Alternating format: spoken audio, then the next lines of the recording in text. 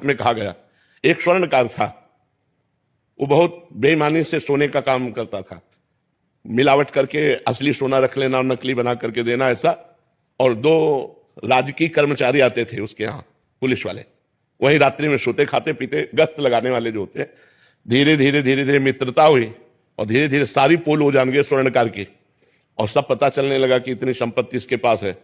अब उन दोनों ने एक दिन प्लान किया कि स्वर्णकार को मार देते हैं, और सब जेवर और सब बॉक्स में बंद करके निकले। तो सामने वाला लघुशंका करने के लिए निकला, सामने वो मकान वाला, उसने देखा तो चोर जो होता है वो सशंकित नेत्र वाला होता है, तो वो पुलिस वाले सशंकित नेत्र में, तो उनका तुम कुछ गड़बड़ करके आ रहे हो, रात्रि में निकल रहे हो। तो उनका जाओ जाओ तुम अपना काम करो। तो वो बोले नहीं, हम हल्ला मचा देंगे। तो उनका सुनो, कुछ साझेदार बन जाओ, हम तुम्हें दे देंगे, लेकिन तुम चुप रहो। बोले हम बेईमान आदमी नहीं है, हम ईमानदार आदमी हैं।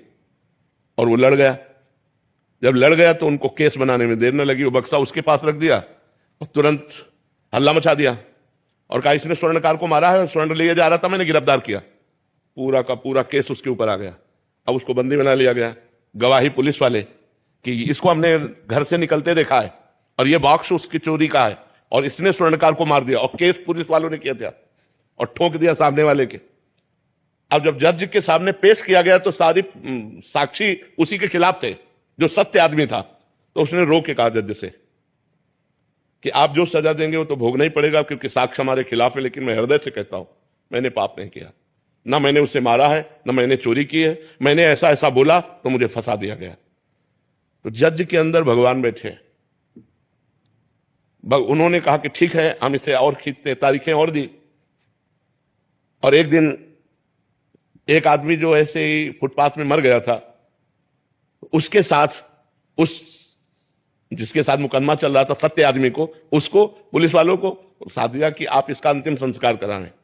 जब अंतिम संस्कार करने के लिए गए तो एकांत में कहा कि देखा, कह रहा था हमारी बात मान जाते तो कुछ हिस्सेदार बन जाते और आराम से मौज लेते, हमारी बात नहीं मानी ना, फंस गया ना, फांसी होगी तेरे को। और उनके जो सत्य आदमी था उसके पास वो वीडियो बनाने वाला कैमरा लगा दिया गया था।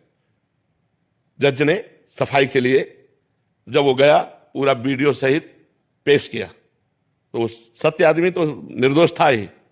तब जज से उसने कहा कि जब मैं निर्दोष हूं, आज आप जान गए, तो मुझे सालों से पैसा खर्चा करना पड़ा, इतना परेशान रहा, इतना मुझे दुख मिला, ऐसा क्यों? क्योंकि मैं निर्दोष हूं, अब तो जान गए हो ना आप।